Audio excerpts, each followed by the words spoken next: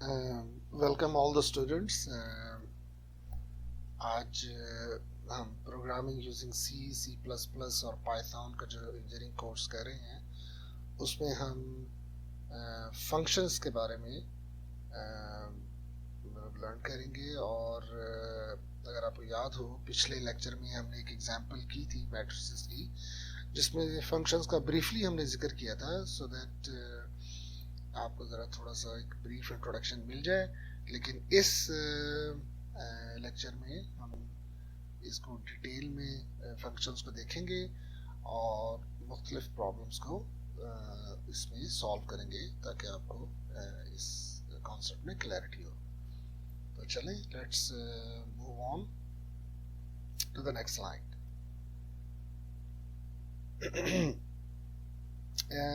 Again ये जो book हम फॉलो कर रहे हैं उसके रेफरेंस बुक के फंक्शन से मुतालिक जो चैप्टर है उसका स्नैपशॉट है, और उसमें आप देख लें कि वर्किंग विद फंक्शंस, फंक्शंस को डिफाइन कैसे करेंगे, उसके जो आर्गुमेंट्स और लोकल वेरिएबल्स हैं उसके कॉन्सेप्ट्स हैं,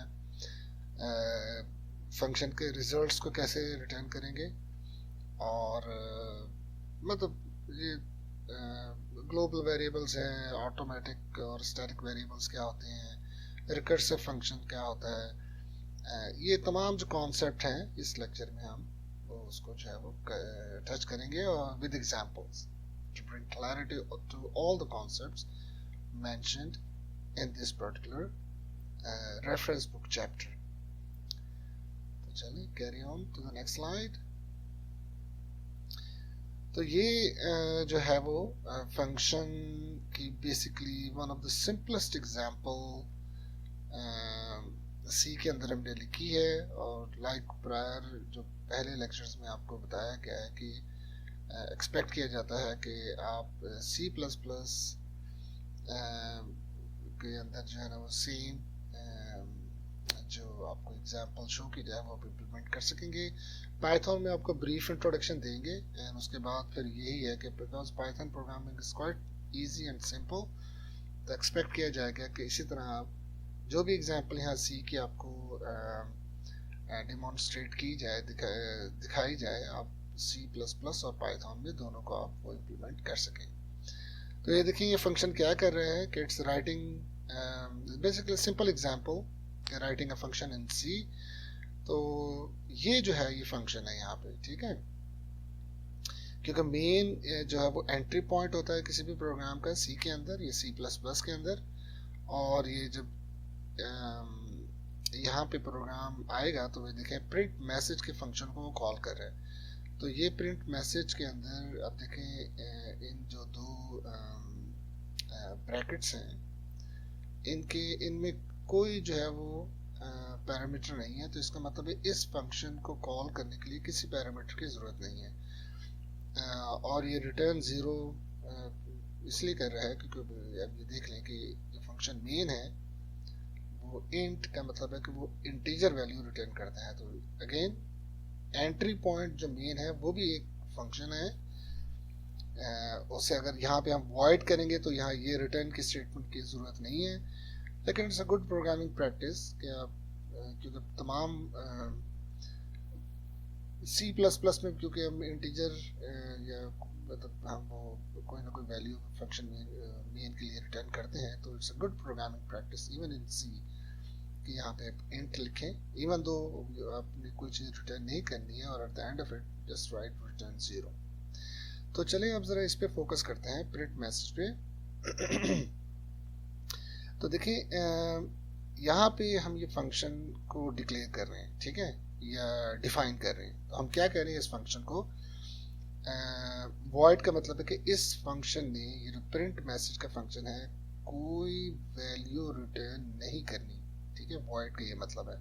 और इसी तरह ये इन पैरेंथेसिस के अंदर वॉइड का मतलब है कि इस, आप बेशक यहाँ पे वॉइड लिखें या ना लिखें, लेकिन again it's a good programming practice कि आप अगर कोई पैरामीटर इस फंक्शन ने एज एन इनपुट नहीं लेनी है तो वो यहाँ पे void लिखते हैं। It looks just is a good programming practice.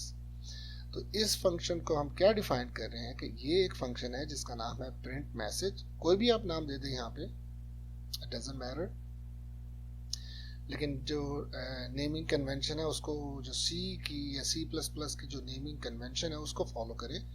कोई स्पेस नहीं हो सकती and so on and so forth. लेकिन ये है कि just to make it simple, कोई भी नाम हो यहाँ पे आप दे सकते हैं। और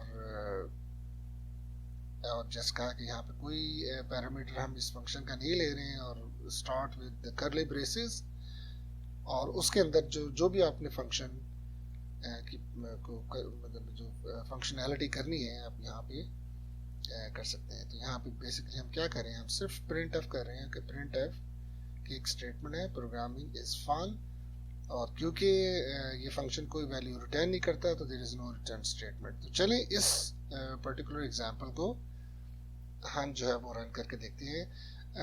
एक चीज़ मैं आपको ये ज़रा बता दूं कि फ्रॉम नाउ ऑनवर्ड्स, क्योंकि हमने काफ़ी प्रैक्टिस की है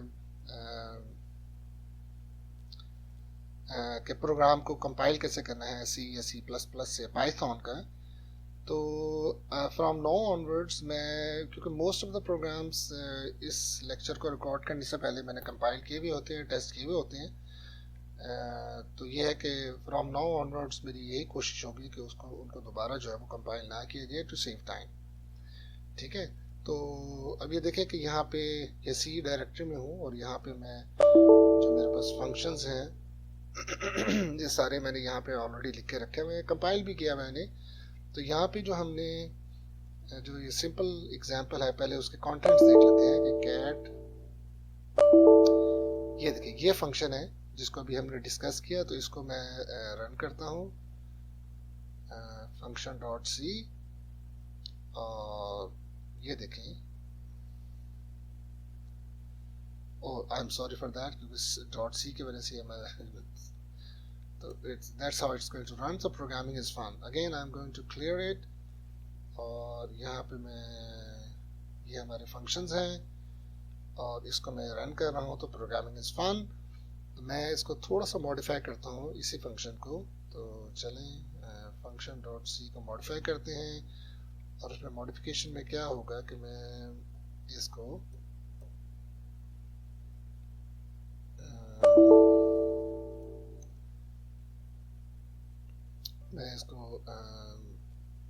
प्रिंट मैसेज को मैं दोबारा कॉल करता हूँ।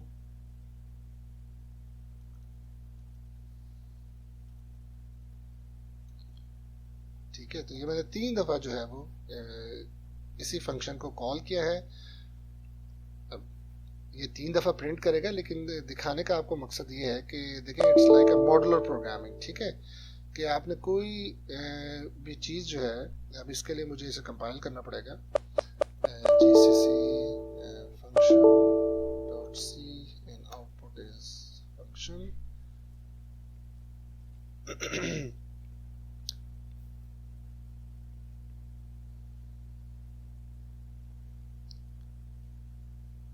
तो ये बेसिकली एक मॉड्यूलर प्रोग्रामिंग हो जाती है कि कोई भी आपने ऐसी काम जो आपने बार बार उसको आपने करना है, तो उसका एक फंक्शन बना लें, और whenever you need to call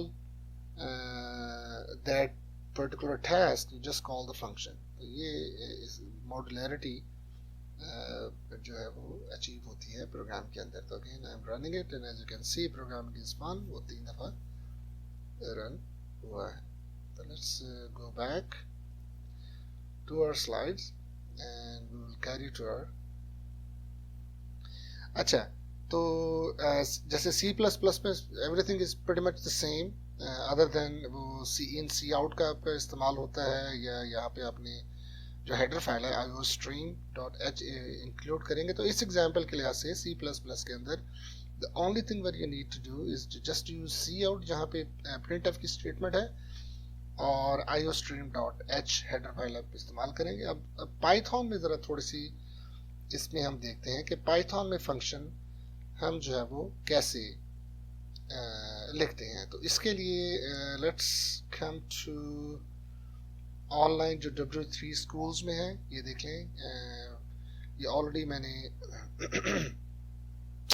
Python functions का जो वो क्लिक करके रखा हुआ है। तो ये तरीका है पाइथन में फंक्शन को डिक्लेयर करने का, ठीक है। पाइथन में जैसे आपको पहले पता है कि एंट्री पॉइंट जो पहली स्टेटमेंट होती है, ये बेसिकली एंट्री पॉइंट है इसका, और डेफ जो है वो बेसिकली फंक्शन को डिफाइन करने के लिए इस्तेमाल हम करते हैं। तो ये एक फंक्शन यहाँ पर डिक्लेयर किया गया है, इसका नाम है my_ फंक्शन। ये उसका पहला पैरामीटर है, ये उसका दूसरा पैरामीटर है, दोनों कॉमा से सेपरेटेड हैं। और जब इस फंक्शन को हम यहाँ पे जैसे देखें, पहली स्टेटमेंट जो है वो ये एग्जीक्यूट होगी, तो जब हम इसको कॉल करेंगे तो सिंपल ये ml जो वैल्यू है वो f नेम में कॉपी होगी, पास बाय वैल्यू हम इसे कहते हैं, मतलब ये जो वैल्यू है वो इस वेरिएबल में कॉपी हो जाएगी, ठीक है। और इसी तरह ये रेफनेस जो वैल्यू है वो l नेम में कॉपी होगी। तो जब हम इसे प्रिंट करेंगे तो ये प्रिंट जो है वो इन दोनों को करेगा।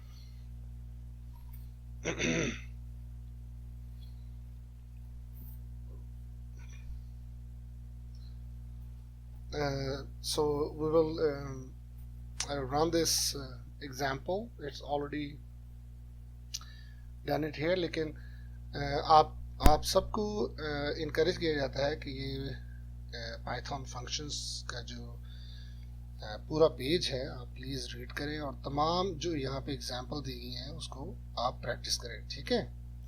तो यहाँ पे ये एग्जांपल है जो अभी अभी हमने डिस्कस किया है, इसको थोड़ा सा मैंने मॉडिफाई किया है।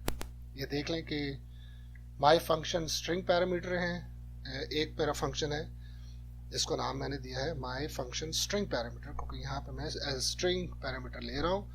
और ये मेरा फंक्शन है def my underscore my function int parameters यहाँ पे मैं ले रहा हूँ, ठीक है। लेकिन उसी को मैंने चेंज करके तो यहाँ पे इंट और फ्लोट मैं ये कर देता हूँ, क्योंकि that's exactly what I am doing कि मैं इंट भी इसको ट्रांसफर कर सकता हूँ और फ्लोट भी ट्रांसफर कर सकता हूँ। तो ठीक है, तो ये प्रोग्राम का मेरा एंट्री पॉइंट है। इससे पहले मैंने दो फंक्शन डिक्लेयर किए हैं, जैसे मैंने आपसे कहा। तो पहला फंक्शन जो कॉल होगा वो माई फंक्शन स्ट्रिंग पैरामीटर ये कॉल होगा। उसको जो वैल्यू में पास कर रहा हूँ वो एमिली, एफ नेम में एमिली कॉपी हो जाएगा, because we are doing pass by value. ये जहन में रखें आप, बहुत इंपॉर्टेंट कॉन्सेप्ट है। सी में भी हम पास बाय वैल्यू ही अभी तक करते आ रहे हैं, ठीक है। जो सी के तमाम जो फंक्शन या सी प्लस प्लस के जो तमाम इक्विवेलेंट फंक्शन के जो एग्जांपल हम कर रहे हैं वो पास बाय वैल्यू कर रहे हैं। तो पास बाय वैल्यू में क्या होता है कि जब ये फंक्शन कॉल होगा, ये प्लीज अंडरस्टैंड द कॉन्सेप्ट, जब ये फंक्शन कॉल होगा, जैसे मैंने कहा कि एमिली की वैल्यू यहाँ पे एफ नेम में कॉपी होगी, फॉन्टेस लास्ट नेम में कॉपी होगी, ठीक है। तो ये जो कॉपी एरिया है जहाँ पे ये पैरामीटर्स रिजाइड करते हैं उन्हें हम स्टैक कहते हैं, STACK स्टैक। तो पास बाय वैल्यू जो है वो इस फंक्शन का एक लोकल एरिया जो है वो एलोकेट करता है। कंपाइलर सिस्टम का जो आर्किटेक्चर है उसे हम स्टैक कहते हैं, तो उसमें ये वैल्यू रिजाइड करेंगी, ठीक है। इसी तरह ये जो फंक्शन है माई फंक्शन इंट और फ्लोट पैरामीटर, पैराम करके है, पैराम मींस पैरामीटर।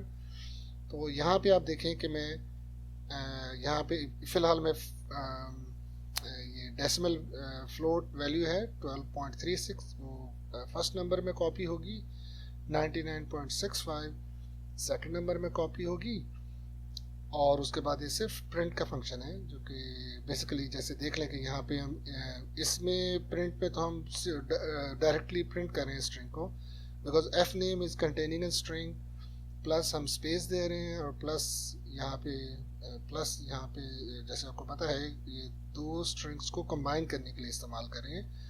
टेक्निकली हम इसे कहते हैं स्ट्रिंग कॉन्काटिनेशन, ठीक है। तो क्योंकि ये एफ नेम स्ट्रिंग है, प्लस ये भी स्ट्रिंग है, प्लस ये एल नेम भी स्ट्रिंग है, तो इसमें हमें कोई कन्वर्जन की ज़रूरत नहीं है, तो प्रिंट अब आराम से काम करेगा। लेकिन यहाँ पे इस फंक्शन के अंदर क्योंकि हम ये इंटीजर या फ्लोटिंग वैल्यू यहाँ पे हम दे रहे हैं, तो जब हम इसको अगर हम str का इस्तेमाल नहीं करेंगे जो कि नंबर को स्ट्रिंग में कन्वर्ट करने का फंक्शन है, तो ये हमें एरर देगा। And you can try that out, हम पहले भी ट्राई कर चुके हैं, ठीक है। तो लेट्स इसको फिलहाल मैं ऐसे करता हूँ कि इसे थोड़ा सा चेंज कर देता हूँ ताकि हमें पता चले आउटपुट चेंज हुई है। इसको रन करते हैं, तो as you can see here ये 1299.65 ये कर रहे हो, और एमिली फॉन्टेस है। ये नाम को भी चेंज करके दे सकते हैं, इसको चले रॉबर्ट कर देते हैं, इसको रन करते हैं, तो ये है जी, ठीक है। तो मतलब इसमें ये कि आपको क्लैरिटी हो जानी चाहिए कि अगर हम पाइथन का फंक्शन पाइथन में फंक्शन कैसे लिखते हैं, और तो इसको इसी एग्जांपल को जो पाइथन की अभी हमने की है ऐसे करते हैं कि इस एग्जांपल को, मुझे नहीं पता कि एग्जांपल मैंने, let's go to our Linux environment और उसमें देखते हैं कि ये एग्जांपल मैंने वहाँ पे कॉपी की हुई है कि नहीं। तो दैट्स आवर लिनक्स एनवायरनमेंट, इसमें हम पाइथन का देखते हैं।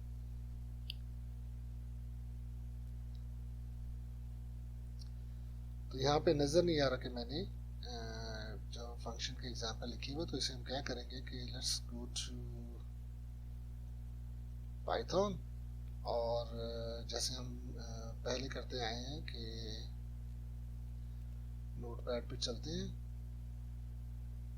और नोटपैड पे ये हमारा नोटपैड है, और उसको हम सेव एज करते हैं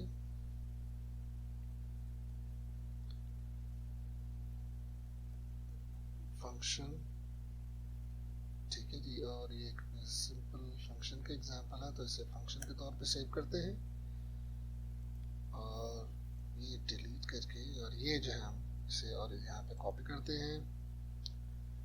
ये सेव कर दी हमने, और अब इसको हम कॉपी करते हैं लिनक्स की इन्वायरमेंट में। तो ये हमारा लिनक्स टर्मिनल आ गया, और यहाँ पे हम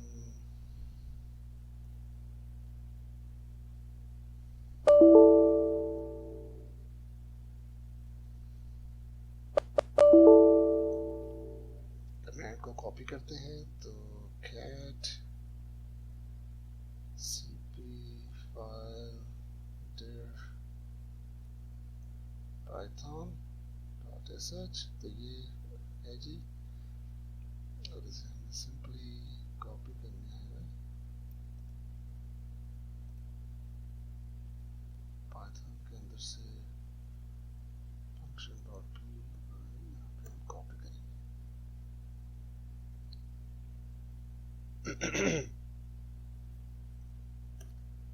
ये हमने कॉपी कर दी, इसे हम देखते हैं कि फाइल हमारी सही आ गई है, यस। तो इसको रन करते हैं, simple Python function dot pi, and here you go. तो ये जो यहाँ पे एग्जांपल आपको रन करके दिखा दिए। तो let's go back to our slides.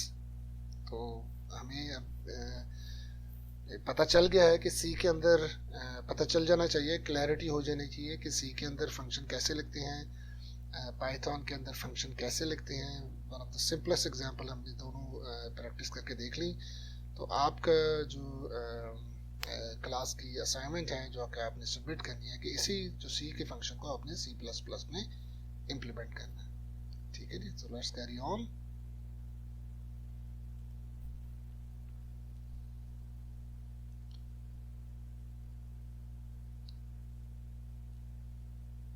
अब इस स्लाइड में हम फंक्शन के एक और एग्जांपल हम कर रहे हैं, जिसमें हमने nth ट्रायंगुलर नंबर कैलकुलेट करेंगे यूजिंग अ फंक्शन। जैसे आपको पता है पिछले लेक्चर्स में हम ये ऑलरेडी एग्जांपल कर चुके हैं कि ट्रायंगुलर नंबर क्या होता है और उसे कैसे कैलकुलेट करते हैं, लेकिन इस एग्जांपल के अंदर हम वो फंक्शन के तौर पे उस सेम एग्जांपल को हम कह रहे हैं। तो आप जैसे आप देख लें कि मैंने एक फंक्शन बनाया है, कैलकुलेट ट्रायंगुलर नंबर। रिटर्न ये कुछ नहीं कर रहा है, वॉइड है, लेकिन ये एज अ पैरामीटर एक वैल्यू इंटीजर एक्सपेक्ट करता है ये फंक्शन, ठीक है। तो इस फंक्शन को जब आप कॉल करेंगे विदाउट अ पैरामीटर, तो you will get an error, run time error, ठीक है। या इस फंक्शन को आप कॉल करेंगे wrong number of parameters, you will get a run time error. तो इसलिए यहाँ पे जब भी ये फंक्शन कॉल किया जा रहा है, वो जो एक्सपेक्ट कर रहा है पैरामीटर, उसको वो हम पास ऑन कर रहे हैं, ठीक है। तो ये वेरी सिंपल, मतलब कॉल करेगा, ये 10 की वैल्यू इसके अंदर n के अंदर कॉपी हो जाएगी, because we are calling this function by passing the parameters as value, ठीक है। तो ये n की वैल्यू 10 यहाँ पे होगी, और जैसे पहले आपको बताया कि ये कहाँ पे n रिजाइड करेगा, ये लोकल स्टैक होगा जिसमें ये n की वैल्यू वहाँ पे स्टोर होगी, और इस तरह ये लोकल वेरिएबल हैं। इन लोकल वेरिएबल्स को हम ऑटो वेरिएबल भी कहते हैं, आगे जाके भी हम इसके बारे में पढ़ेंगे। लेकिन ये जो तमाम जो लोकल वेरिएबल्स होते हैं किसी भी फंक्शन के, उनको हम ऑटो वेरिएबल भी कहते हैं। तो इंट आई ऑटो वेरिएबल है, triangular number is an auto variable, ठीक है। तो ये देखें सिंपली जो है वो उस नंबर तक तमाम नंबर्स को वो ऐड ऑन कर रहे हैं, और एंड में वो उससे प्रिंट कर देता है। दैट्स वाई हमें कोई वैल्यू रिटर्न करने की ज़रूरत नहीं है, ठीक है, तो because the results are already printed. तो इसको हम ज़रा फंक्शन को रन करके देखते हैं। ये ऑलरेडी ये प्रोग्राम जो है मैं कॉपी कर चुका हूँ लिनक्स एनवायरनमेंट में। तो लेट्स गो टू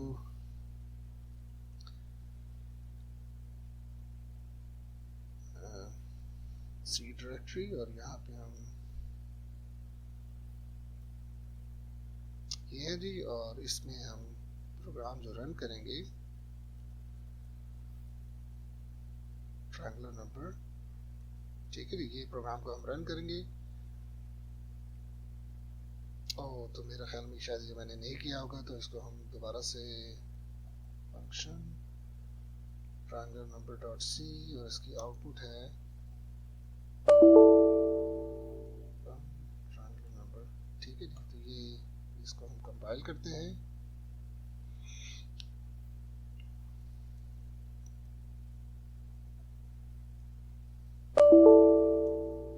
तो ये देखें आपका जो है 3 दफ़ा जो है इस फंक्शन को हमने कॉल किया है। पहली दफ़ा कॉल किया तो वैल्यू 10 पास की, तो उसका रिजल्ट 55 है। दूसरी दफ़ा कॉल किया वैल्यू 20 पास की, रिजल्ट 10 था। और तीसरी दफ़ा जब हमने सब ट्रायंगुलर नंबर पास किया फाइंड करने के लिए, वो 50 था और उसका रिजल्ट वो ये है। तो you can cross check these result to make sure कि मतलब जो है जो चीज़ हम कैलकुलेट करें इट्स अ राइट रिजल्ट्स, ठीक है जी। So let's go back to our slide. तो अगेन इसी फंक्शन या इसी प्रोग्राम को आपने इम्प्लीमेंट करना है C++ के अंदर और पाइथन के अंदर। एंड आई थिंक इट्स आपको ऑलरेडी पता है कि फॉर लूप कैसे इम्प्लीमेंट करते हैं पाइथन के अंदर, फंक्शन का भी आपको बता गया है। तो I think it's a straight forward implementation and it's expected that you submit before the deadline as your class assignments, ठीक है जी।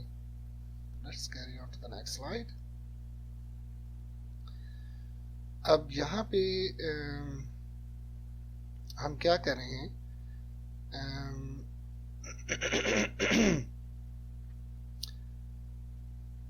हम ग्रेटेस्ट कॉमन डिवाइजर फाइंड कर रहे हैं। अगर आपको 2 नंबर दिए गए हैं, as you can see here, program to find the greatest common divisor, जैसे ये 150 और 35 है, तो इन दोनों नंबर के दरमियान कौन सा ऐसा नंबर है जो सबसे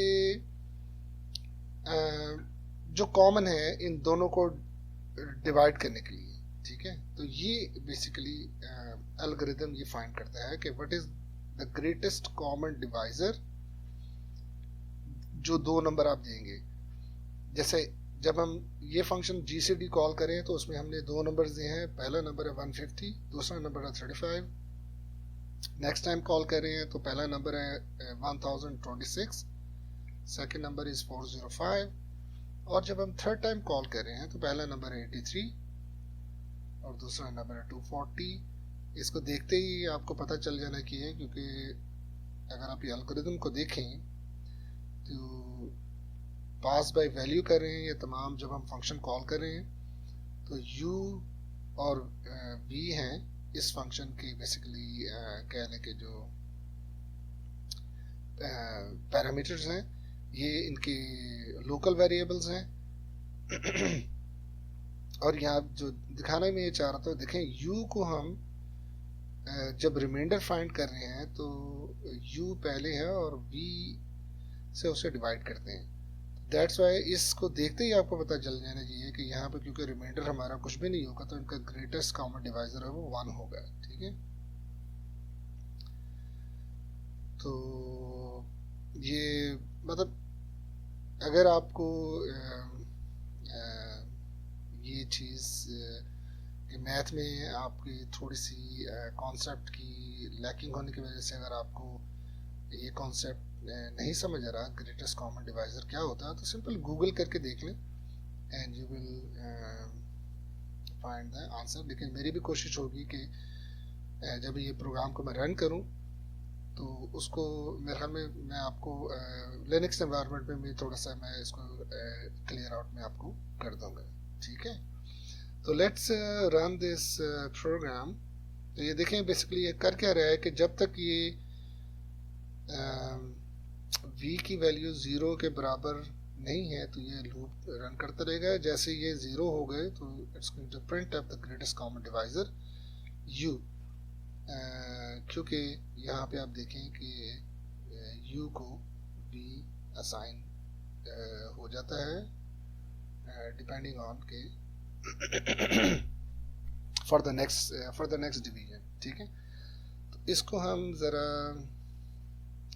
प्रोग्राम को रन करते हैं। तो let's go to our Linux terminal. ये हम सी के अंदर आ गए और ये देखें यहाँ पे ये फंक्शन gcd ऑलरेडी है यहाँ पे, तो इसको हम सिंपली रन करते हैं। ऑलरेडी मैंने कंपाइल किया हुआ है इसे, फंक्शन gcd। तो ये देखें जैसे मैंने कहा था 150 और 35 के दरमियान the greatest common divisor is 5, 1026 405 का जो है वो 27 है, 83 और 240 का वो 1 है, ठीक है। इसको ज़रा थोड़ा सा दिखाने के लिए पाइथन के टर्मिनल में मैं आपको लेकर चलता हूँ, ठीक है। तो देखें 150 का रिमाइंडर 35 का क्या होगा, देखो वो 10 है, ठीक है। तो इसको मैं ज़रा थोड़ा सा ऐसे करता हूँ, फंक्शन gcd.c, ये भी आप देखें, ये ताकि आपके सामने रहे। तो ये आप देखें कि जब हम रिमाइंडर फाइंड कर लेते हैं तो वो टेम्प के अंदर जो रिमाइंडर है वो आता है, ठीक है। और फिर हम u को v असाइन कर देते हैं और जो रिमाइंडर होता है वो v पे चले जाता है, ताकि जब ये लूप दोबारा रन हो तो वो जो है वो वैल्यूज प्रॉपर्ली जो है वो अपनी अपनी लोकेशन पे हो, ठीक है। तो यहाँ पे देखें पहले जब हमने डिवाइड किया तो रिमाइंडर हमारे पास 10 आया, तो टेम्प की वैल्यू 10 होगी यहाँ पे, और 35 जो असाइन हो जाएगा u के साथ। तो जो कहना ये चाह रहा था कि 35 को जब अब आप 10 से एज अ रिमाइंडर करेंगे तो वो आपके पास 5 होगा, and that is the result जो कि आप यहाँ पे आप देख रहे हैं, ठीक है। क्योंकि जब 5 के बाद जब ये टेम्प जो है वो 5 हो जाएगा, ठीक है, और आप इस दोबारा लूप के अंदर आएंगे तो इस लूप के अंदर आप देखें 10 डिवाइडेड रिमाइंडर 5 जब आप करेंगे तो आंसर विल बी 0। तो इसका मतलब ये है कि ये लूप यह ब्रेक हो जाएगा और it's going to print the greatest common divisor as 5, ठीक है। सिमिलर इज द केस अगर ये 1026 है, 1026 का रिमाइंडर आप देखें 405 के साथ तो वो आपका 216 आया है। 216 का रिमाइंडर आप देखें, सॉरी 405 का रिमाइंडर आप देखें, 405 का रिमाइंडर देखें 206 के साथ, 216 के साथ, तो ये आपका 189 है। 216 का रिमाइंडर आप देते हैं 189 के साथ तो ये 27 है, और 189 का आप रिमाइंडर देखें 27 के साथ, ये मेरे ख्याल में मैं कुछ गलत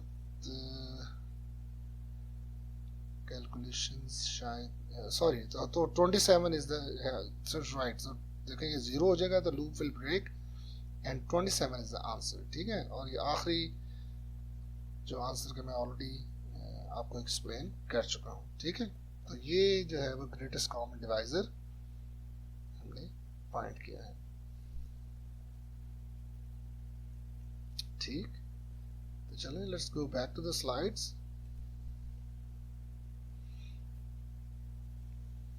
तो ये एक्सपेक्ट किया जाता है कि आप ये प्रोग्राम इम्प्लीमेंट करेंगे C++ और पाइथन के अंदर, because there is nothing new for you to know कि मतलब आपने इसे C++ में कैसे करना है या पाइथन में कैसे करना है। It's pretty straightforward. So let's go to the next slide.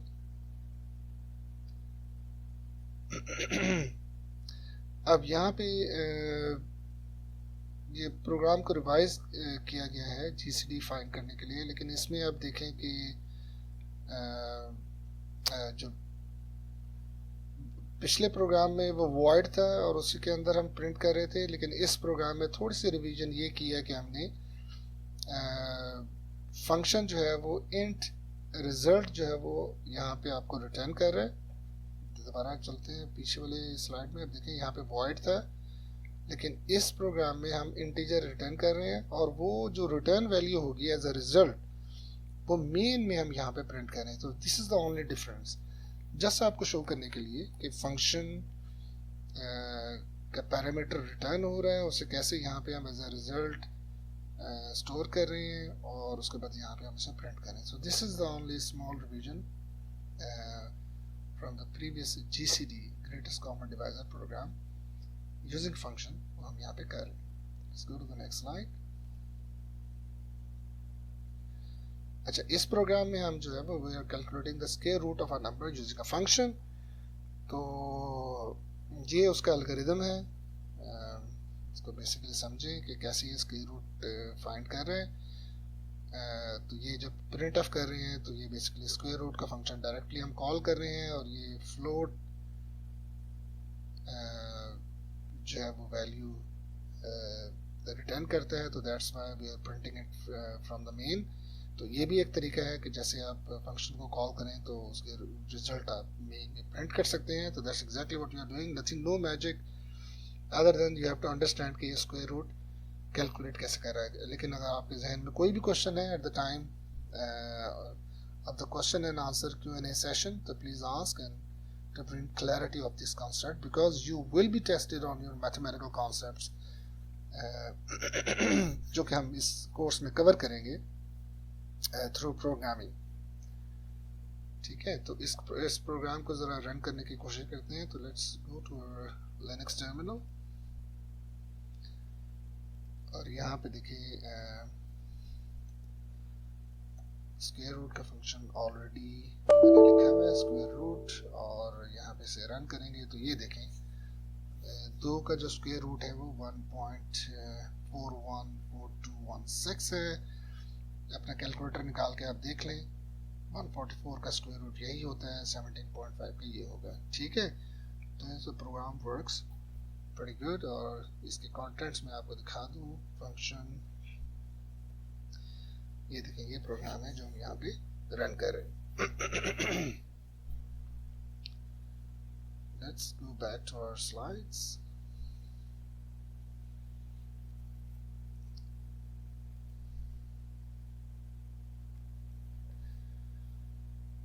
अच्छा, इस प्रोग्राम में हम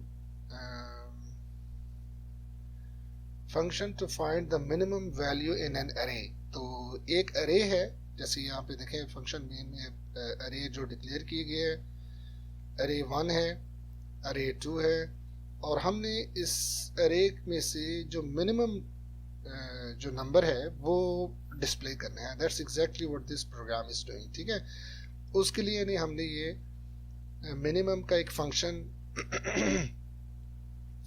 यहाँ पे हमने राइट किया है, और उस फंक्शन के 2 पैरामीटर्स हैं, वो वैल्यूज लेता है और ये लेता है कि नंबर ऑफ एलिमेंट्स इसके अंदर कितने हैं। अगेन जैसे आपको पहले भी बताया गया है कि किसी भी प्रॉब्लम को इम्प्लीमेंट करने के ऑलवेज मल्टीपल तरीक़ेकार होते हैं। This is one of the way to implement this particular solution to this particular problem. ठीक है, तो ये पहले वैल्यूज आ गई हैं और उसमें नंबर ऑफ एलिमेंट्स कितने हैं वो हमने पास ऑन कर दिए, और यहाँ पे एक लूप हमने ये देखें नंबर ऑफ एलिमेंट्स क्यों पास किया, ताकि इस लूप कितनी दफ़ा रन होगा उसमें हेल्प हो, और इसको रन करेंगे तो it's always going to store the min value, और आखिर में वो मिन वैल्यू जो है वो उसे रिटर्न करेगा। That's all with this function is doing, taking the values of the array in this values, again they are passing by value which will be stored in the stack, और ये loop run होगा और जो भी values scan होंगी वो main value से अगर कम है,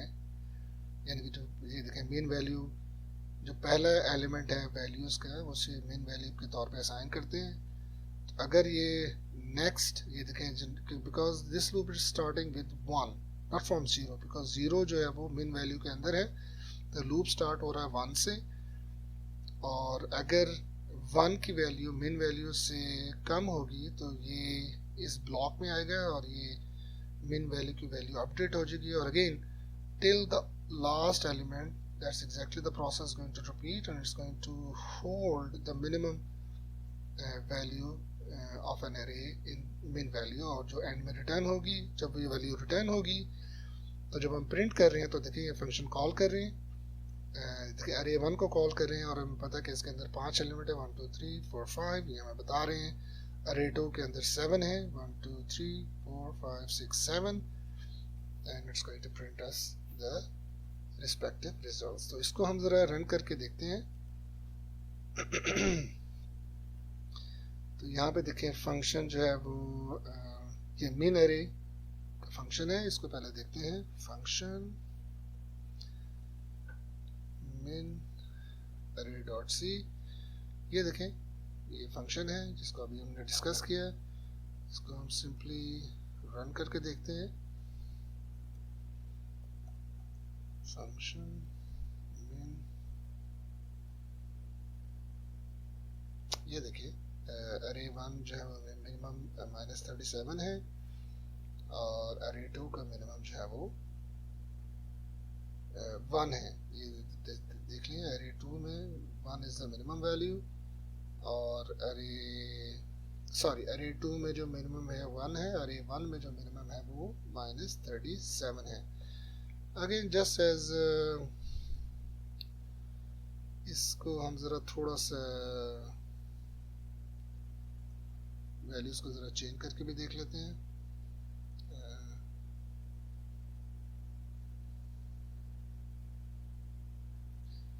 तो इसमें हम माइनस यहाँ पे डाल देते हैं, -157 कर देते हैं और यहाँ पे एक माइनस हम डाल देते हैं, चलिए -22 से कर देते हैं। ठीक है, तो दोनों वैल्यूज ताकि हमारी चेंज हो जाए। इसको हम जीसीसी करेंगे मिन अरे फंक्शन मिन अरे, ठीक है।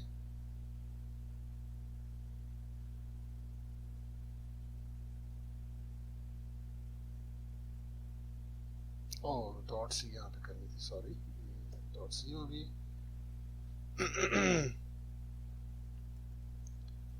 इसको हम फंक्शन मेन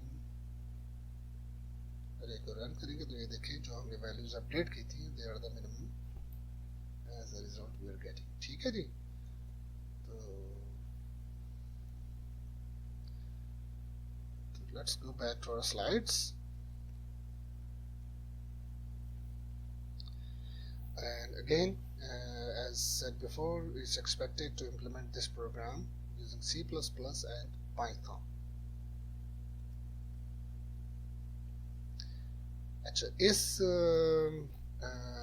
स्लाइड में हम इंटीजर्स को सॉर्ट कर रहे हैं, ठीक है, in an ascending order. Ascending order का मतलब होता है सबसे कम क्वांटिटी से सबसे कम क्वांटिटी का जो नंबर है वो टॉप पे होगा और उसके बाद जो है नंबर बढ़ते चले जाएंगे। ठीक है, तो इसे कहते हैं असेंडिंग ऑर्डर। सबसे छोटा नंबर ऊपर होगा, फिर उसके बाद उससे बड़ा, फिर उससे बड़ा, तो ये असेंडिंग ऑर्डर इंग्लिश में इसे हम कहते हैं। डिसेंडिंग ऑर्डर का मतलब क्या होता है कि जो सबसे बड़ा नंबर है वो टॉप पे होगा, उसके बाद उससे छोटा नंबर, तो सबसे जो छोटा नंबर होगा वो सबसे बॉटम पे होगा, तो उसे हम कहते हैं descending order. just to have a clarity to everyone कि ascending order किसे कहते हैं numbers में और descending order किसे कहते हैं। तो यहाँ पे हम देखें ये फंक्शन है और इसमें एक अरे डिक्लेयर किए है जिसमें तमाम नंबर्स हमने दिए गए हैं। तो जस्ट आपको बताने के लिए कि मैं आपको ये एग्जाम्स में इस तरह का क्वेश्चन भी दे सकता हूँ जहाँ पे ये बजाय इस तरह की अरे आप एज अ कॉन्स्टेंट लिखें एज अ सोल्यूशन, मैं आपसे कह सकता हूँ कि आपसे इनपुट से यूज़र से इनपुट के तौर पे से इन नंबर्स को हासिल करें। Just to give you heads up किस तरह के प्रॉब्लम्स जो हैं आपको एग्ज़ाम में फेस करने पड़ सकते हैं। ठीक है, तो ये देखें, ये सॉर्ट का एक फंक्शन है, इसमें ये अरे है और एन का मतलब है वो साइज ऑफ द अरे, जैसे कि हमने पहले पिछली एग्जांपल में किया। और इसमें 2 लूप्स होते हैं, इसको थोड़ा सा आप इवेलुएट करेंगे तो आपको पता चल जाएगा ये कर क्या रहे हैं कि एक जो नंबर होगा वो आई लूप वाला, वो पहले तमाम जे के साथ कंपेयर होगा और it will be to make sure that we are ये देखें we are getting the least number on top, ये लूप जो है वो शोर करेगा। ठीक है, और अगर आपने डिसेंडिंग ऑर्डर में लेना है तो आपने सिर्फ ग्रेटर के जो साइन है उसको आप लेस के साइन से आप रिप्लेस कर दें, तो ये आपका जो सेम प्रोग्राम जो है वो डिसेंडिंग ऑर्डर में जो है वो सॉर्ट करेगा इन नंबर्स को। ठीक है, तो यहाँ पे हम सॉर्ट का फंक्शन कॉल कर रहे हैं और ये हम यहाँ पे प्रिंट कर रहे हैं बिफोर द सॉर्ट। और जब ये सॉर्ट हम कर चुके होंगे तो क्योंकि the results will be sorry, ये बिफोर द सॉर्ट है बिकॉज कि ये अरे के यहाँ पे प्रिंट करें और आफ्टर सॉर्ट जो है वो ये यहाँ पे वैल्यूज होंगे। तो यहाँ पे मुझे लगता है कि ज़रा थोड़ा सा, क्योंकि यहाँ पे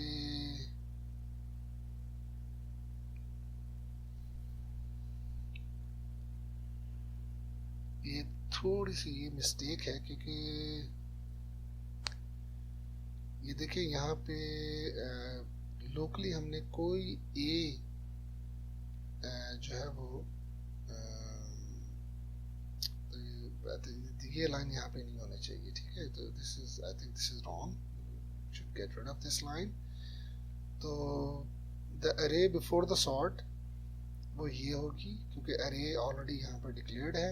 अगेन यहाँ पे इवन 2 स्पेसेस की जरूरत नहीं है, लेकिन इनकरेक्ट कर दिया, यहाँ पे तो 2 स्पेसेस होने चाहिए ताकि ये, तो उसके बाद फिर जब हम सॉर्ट का फंक्शन कॉल करेंगे तो अरे इज देन सॉर्टेड, और जब हम से दोबारा रीप्रिंट करेंगे तो you will get the sorted अरे। तो चलिए इस प्रोग्राम को ज़रा रन करके देखते हैं और देखते हैं कि इसमें जो कुछ प्रॉब्लम्स हैं उनको कैसे हम रिजॉल्व कर सकते हैं। ठीक है, तो लिनक्स टर्मिनल में चलते हैं। तो पहले देखते हैं फंक्शन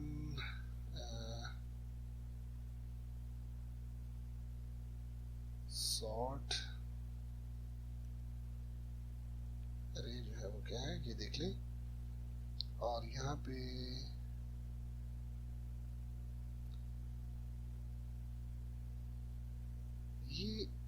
ये भी यहाँ पे मौजूद है, तो ये जरा से मैं देखता हूँ कि ये कंपाइल होता है ये जीसीसी फंक्शन सॉर्ट डॉट सी और आउटपुट है फंक्शन सॉर्ट।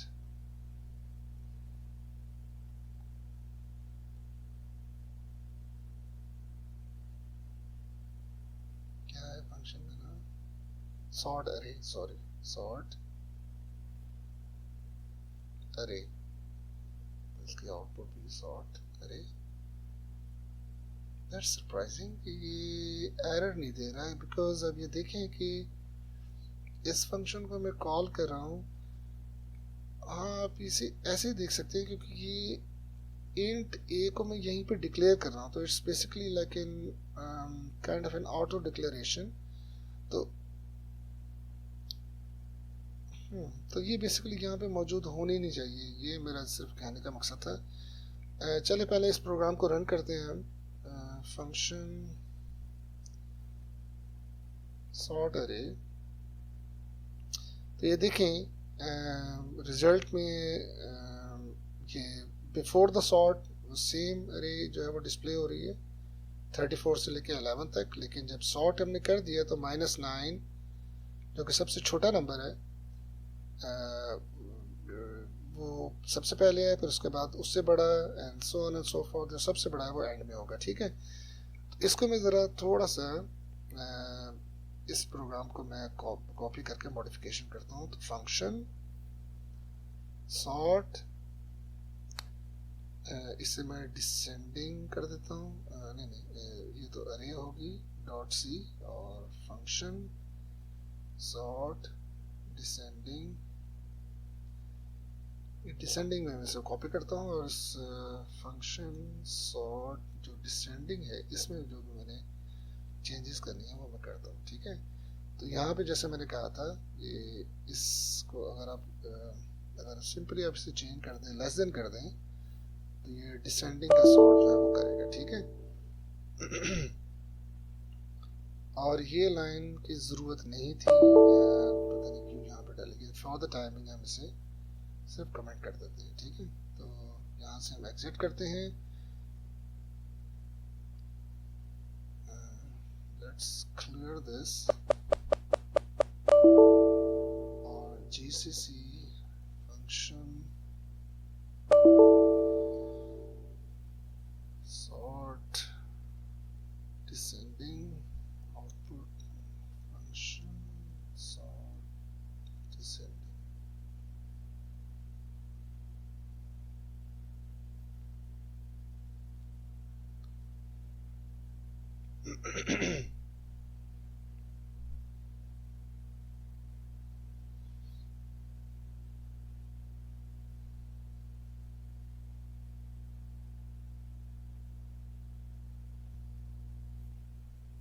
तो ये देखिए कंपाइल हो चुका है, इसको हम रन करते हैं।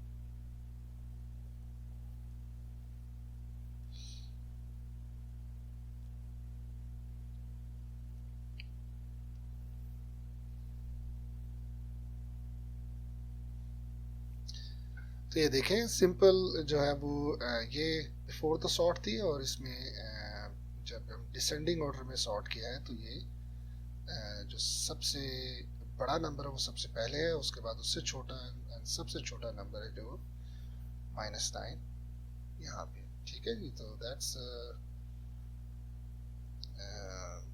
Complete of ascending and descending sort क्या होती है, कैसे इम्प्लीमेंट करने हैं।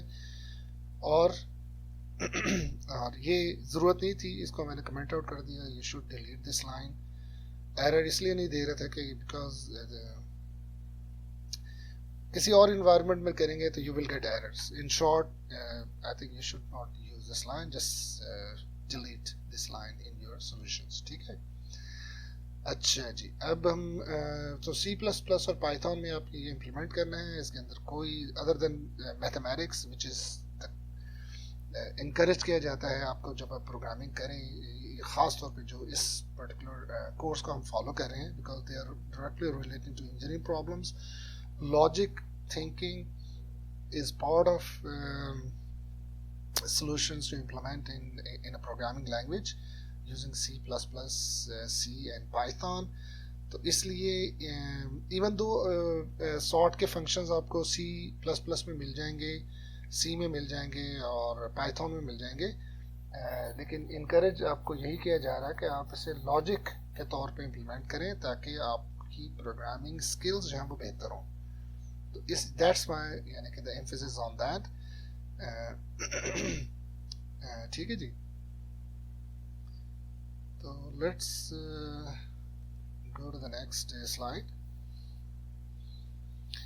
अच्छा, ये प्रॉब्लम हम पहले लास्ट लेक्चर में हम कर चुके हैं, जिसमें हमने फंक्शंस का इस्तेमाल किया था लास्ट लेक्चर में फॉर मैट्रिक्स मल्टीप्लिकेशन। वो सेम एग्जांपल है जो यहाँ पे जो है वो दिखाई गई आपके लिए, और यू कैन इम्प्लीमेंट इट। ये देख लीजिए सारा का सारा वो सेम जो है वो जो कि हमने लास्ट लेक्चर में की थी। इसको नाउ इस प्रोग्राम को अंडरस्टैंड करने के लिए आपको आसानी होगी कि इंडिविजुअल फंक्शंस हमने बनाए हैं to get the matrix elements. ये था मल्टीप्लाई मैट्रिसेस, और फिर वो डिस्प्ले रिजल्ट करने के लिए सेपरेट फंक्शंस थे। तो आप इसे now you can easily understand कि ऐसे हमने क्यों किया था। इट्स ऑल अबाउट, जैसे मैंने आपको पहली बार बताया था, modular programming to have a clarity the way the solutions are implemented using a particular language. The function is one of the key aspect जो कि या key concept जिसकी वजह से हम ये चीज़ें हम अचीव कर सकते हैं। So let's go to the next slide. तो ये मैट्रिक्स मल्टीप्लिकेशन की एक अनदर एग्जांपल है जिसमें बजाय हम यूज़र से इनपुट लेने के हम वो बेसिकली प्रोग्राम के अंदर ही मैट्रिसेस को इनिशलाइज कर रहे हैं। जैसे कि ये 3x5 का मैट्रिक्स है, सैम्पल मैट्रिक्स है, और वो डिस्प्ले कर रहे हैं, मल्टीप्लाई कर रहे हैं। दो के साथ स्केलर मल्टीप्लिकेशन हम कर रहे हैं यहाँ पे। तो इसलिए स्केलर मल्टीप्ली अगर आप मैट्रिसेस को पिछले एग्जांपल में हम दो मैट्रिसेस को मल्टीप्लाई कर रहे थे, यहाँ पे हम स्केलर मल्टीप्लिकेशन कर रहे हैं। ये मैट्रिक्स है हमारा एक, तो स्केलर मल्टीप्लिकेशन जब हम करते हैं तो जो भी नंबर होगा वो हर नंबर के साथ जो मैट्रिक्स के अंदर है, जो हर एलिमेंट के साथ मल्टीप्लाई होगा। तो ये मल्टीप्लाई बाय 2 वो डिस्प्ले मैट्रिक्स कह रहा है। तो it's basically just a different example how we can do matrix multiplication, और स्केलर मैट्रिक्स मल्टीप्लाई जो है वो यहाँ पे डेमोन्स्ट्रेट की गई है। तो let's look into its execution in the Linux environment. इसमें देखते हैं कि मैंने फंक्शन *c कौन सा फंक्शन मैंने, ख्याल में ये वाला होगा, फंक्शन मैट्रिक्स मल्टीप्लाई एग्जाम्पल 2। तो इसको पहले देख लेते हैं कि यही है फंक्शन मैट्रिक्स मल एग्जाम्पल 2.c। हाँ, तो ये देख लें वही है। तो इसको हम ज़रा रन करके देखते हैं, क्योंकि ऑलरेडी मैंने इसको फंक्शन मैट्रिक्स तो ये देखें ये ओरिजिनल मैट्रिक्स था, इसको हमने मल्टीप्लाइड बाय 2 किया, तो एवरी एलिमेंट जो है वो 2 से मल्टीप्लाई कर। तो 2 7 14, 2 9 18, 2 12 24, और उसके बाद मैंने इसी को फंक्शन को कॉल किया है और उसको -1 से मल्टीप्लाई किया है। एज यू कैन सी यहाँ पे ये -1 से मल्टीप्लाई मैं कर रहा हूँ। ठीक है, तो -1 से करेंगे तो जो नेगेटिव नंबर नहीं थे वो सारे नेगेटिव हो जाएंगे, और जो नेगेटिव था वो पॉजिटिव हो जाएगा। देखिए -2 जो है वो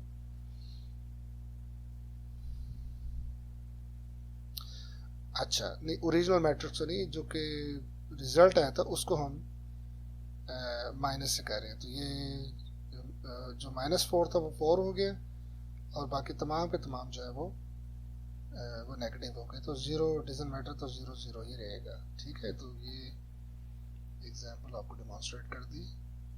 let's go back to our slides. और यही प्रोग्राम आपने जो है वो C++ और पाइथन में आपने करना है। ठीक है जी, तो ये एग्जांपल को आप जरा स्टडी करते हैं। What is this example? ये convert a positive integer to another base. Again ये हम पहले भी कर चुके हैं, लेकिन इसमें हम फंक्शंस का इस्तेमाल कर रहे हैं। Get a number and base, ये देखिए फंक्शन है। कन्वर्ट द नंबर, ये एक फंक्शन है। डिस्प्ले कन्वर्टेड नंबर, ये एक फंक्शन है। और मेन से हम इसे कैसे, इन तमाम फंक्शंस को कैसे कॉल कर रहे हैं,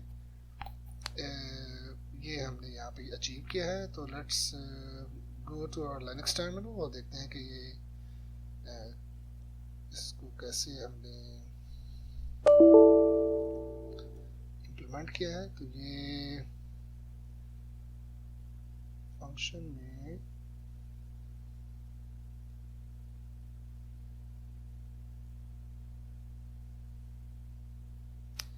ये देखिए बेस कन्वर्टर का फंक्शन है। ठीक है, तो इसे हम देखेंगे function base converter dot c. तो ये ध्यान सारा का सारा प्रोग्राम लिखा हुआ है। ठीक है, तो इसे आप जैसे मैंने कहा कि पहले ही मैंने इसे कंपाइल करके रखा है, तो लेट्स रन दिस प्रोग्राम। तो number to be converted let's say 65, और कौन सी बेस में है, कोई भी एक रैंडम 5 दे देते हैं, तो ये देखें 5 में कन्वर्ट हो गया। कोई किसी नॉन उसमें करते हैं तो लेट्स से कि 8 है और इसे बाइनरी में कन्वर्ट करना है, तो ये आपका बाइनरी का नंबर आ गया।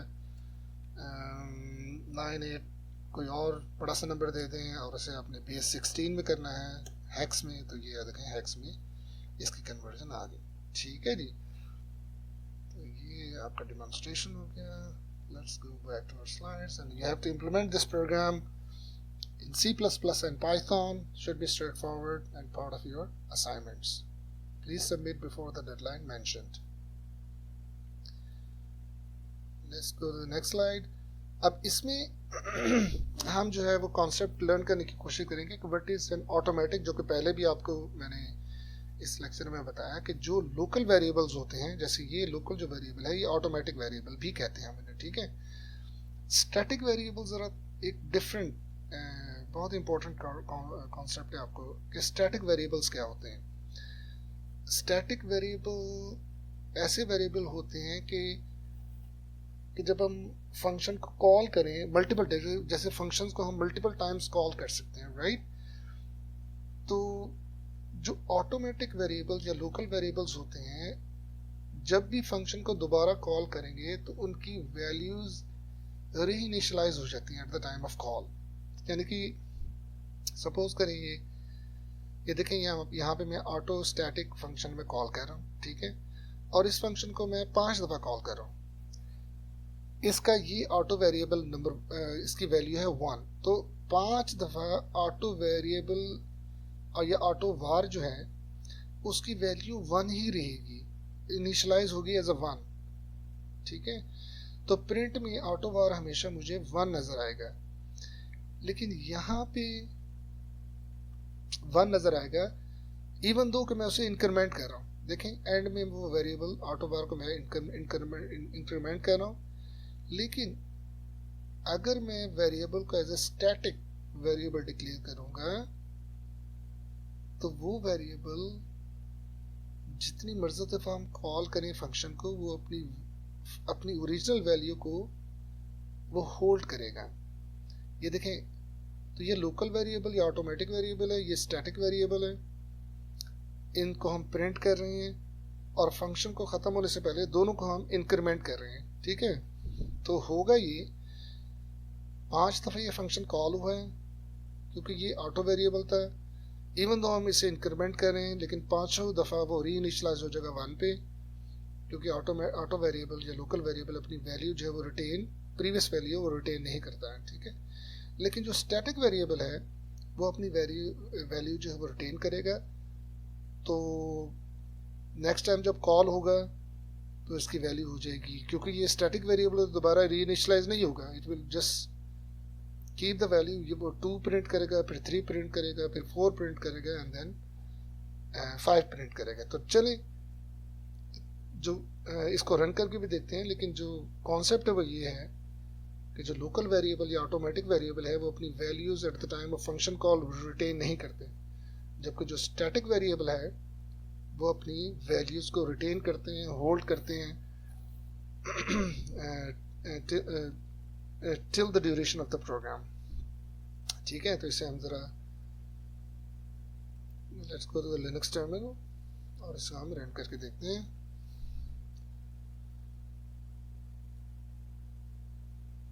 यहाँ पे आप देखेंगे ऑटो स्टैटिक का फंक्शन है, इसको मैं सिर्फ पहले मैं इसे आपको दिखा देता हूँ कि ये फंक्शन क्या है। Function auto static dot c, ये देख लें ऑटो स्टैटिक का फंक्शन मैंने डिक्लेयर किया गया है, उसको एक लोकल वेरिएबल है और एक स्टैटिक वेरिएबल है। इसको हम रन करके देखते हैं। स्टैटिक को रन करते हैं, आप देख सकते हैं कि जब यहाँ पे ये प्रिंट हो रहा है, क्योंकि ये फंक्शन 5 दफा कॉल हो रहा है, तो जब ऑन एवरी कॉल ऑटोमेटिक जो वेरिएबल है ये ऑटो वार जो है, ये देखें ये ऑटो वार को मैं प्रिंट कर रहा हूँ, ये वैल्यू अपनी रीइनिशियलाइज करता है every time it goes to 1, ठीक है। ये देखें एवरी टाइम तो 5 दफा रन हुआ, 5 दफा 1 हुआ, लेकिन जिस वेरिएबल को मैंने स्टैटिक वेरिएबल के तौर पर डिक्लेयर किया, इट, ये देखें स्टैटिक वार को यहाँ पे प्रिंट कर रहा हूँ, तो ये इट होल्डेड इट्स वैल्यू, तो एवरी टाइम क्योंकि यहाँ पे प्लस प्लस हो रहा है तो वो प्रीवियस वैल्यू को होल्ड कर रहा है and it's printing according to that particular feature relating to the static variables, ठीक है। तो I'm pretty sure कि ये आपको ये कॉन्सेप्ट अब क्लियर होगा। कोई भी क्वेश्चंस हैं तो please keep it for the Q&A session. I will make sure that you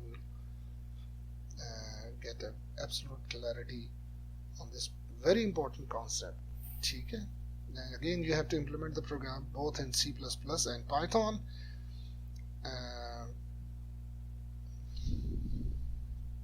Any difficulties, problems, Q&A session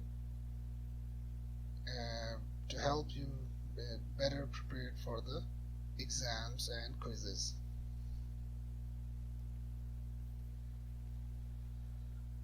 अब यहाँ पे हम कॉन्सेप्ट डिस्कस कर रहे हैं रिकर्सिव फंक्शंस। रिकर्सिव फंक्शंस में सिर्फ ये होता है कि फंक्शन को फंक्शन के अंदर कॉल करते हैं।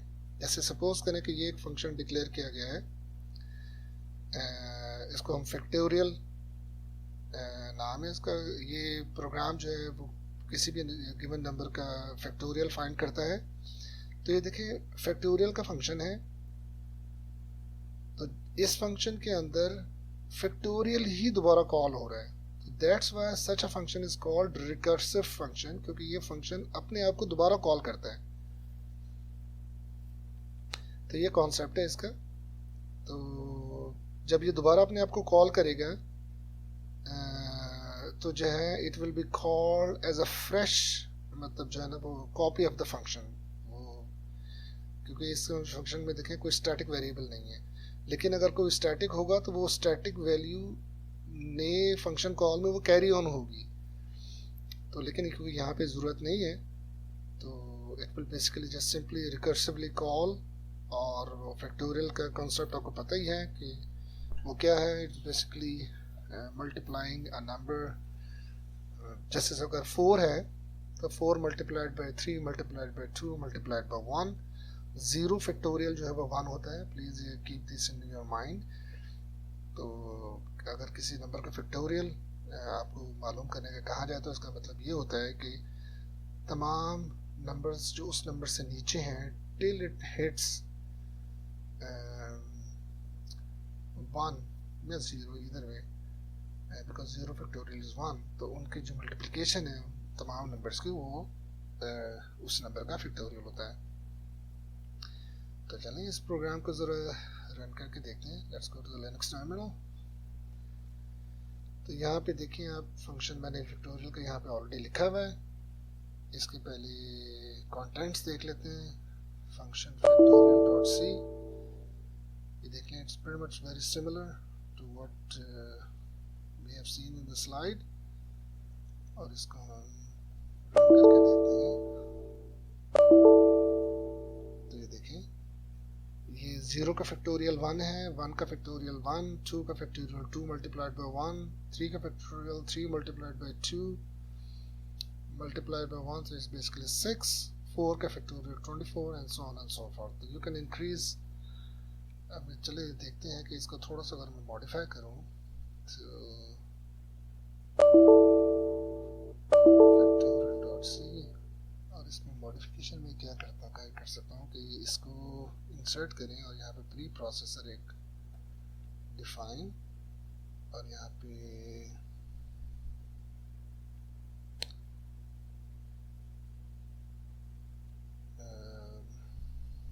चले इसके लिए मैं एन यहाँ पे डिक्लेयर कर देता हूँ कि कहाँ तक जा सकता है ये। Let's make it till 50, hopefully it works। और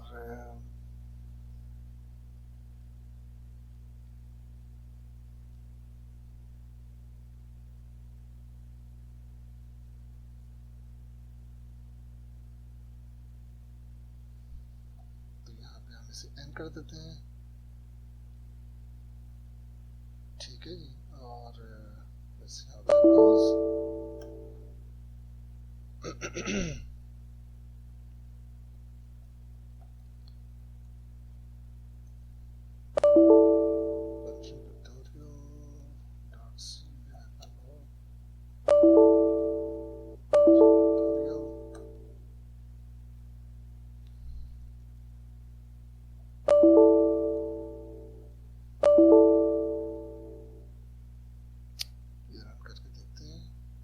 As you can see, it's a huge display of numbers you get.